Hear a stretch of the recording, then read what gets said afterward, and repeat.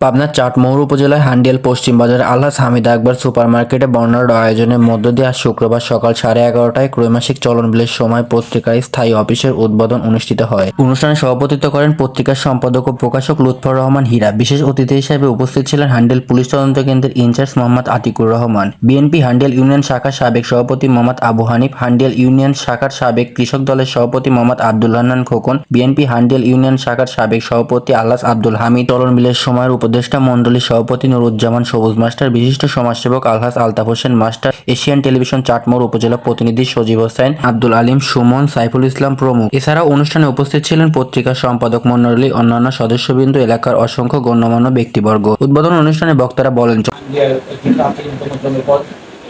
এই জনপদ থেকে একটি পত্রিকা সম্পাদনা একটি স্বপ্নের মতোই ঘটনা। আমাদের কিছু সাহসী মানুষ এই জনপদে গড়ে উঠেছে, বেড়ে উঠেছে, আর তাদের লালিত স্বপ্নকে তুলে ধরার প্রয়াস পেয়েছে এই পত্রিকার মাধ্যমে। পত্রিকা সময়ের দর্পণ, সভ্যতার দর্পণ।